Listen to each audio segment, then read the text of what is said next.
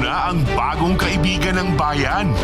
Para sa laging bigay todo, may bagong channel na todo rin ang hatid sa iyo. RPTV, para sa Pinoy. Saktong kulit at saya. Ganda mo dyan ah. Solid na drama at aksyon.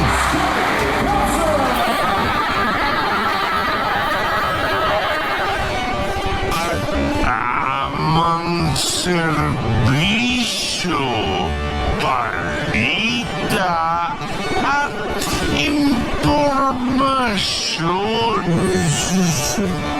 Sa amin, and we will give that information to you.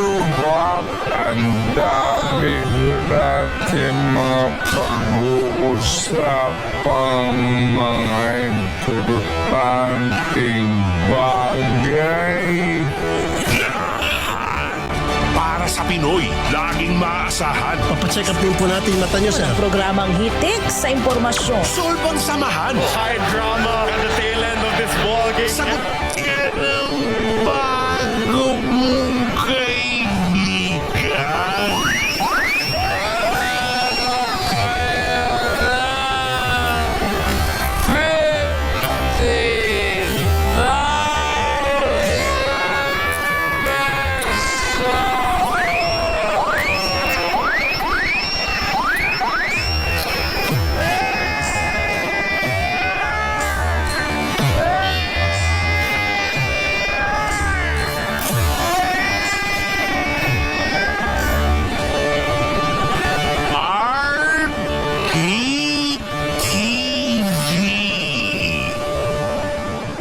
Para sa Pinoy.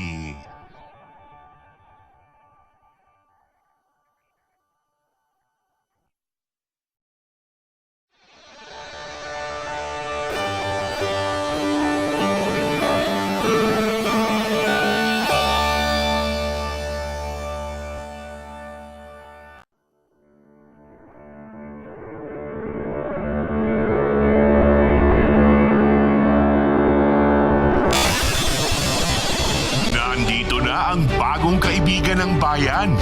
Para sa laging bigay todo, may bagong channel na todo rin ang hatid sa iyo. RPTV, para sa Pinoy. Saktong kulit at saya. Ganda mo dyan ah. Solid na drama at aksyon. At tamang serbisyo, balita at impormasyon. Sa amin, and we will give that information to you. Ang dami natin mga pag-uusapang mga importanteng bagay. Para sa Pinoy, laging maasahan.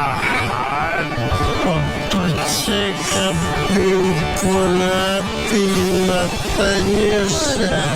Programang hitik sa impormasyon. Solbang samahan. High drama at the tail end of this ball game. Sagot ka ng bago mong kaibigan.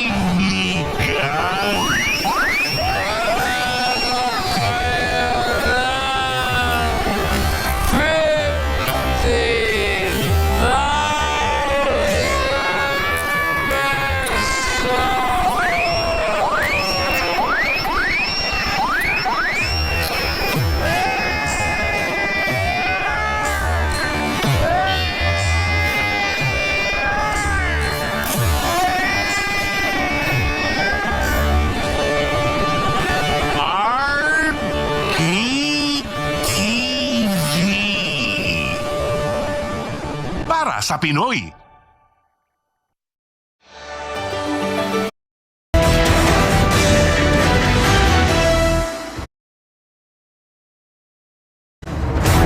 Magandang umaga, tuloy-tuloy po ang balitaan dito sa News TV Live.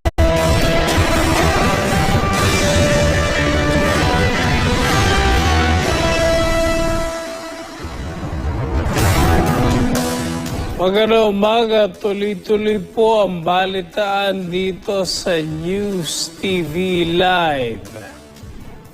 Inaprubahan na ng Senado ang panukalang limitahan sa 2 termino lamang ang mga kasapi ng Judicial and Bar Council o JBC.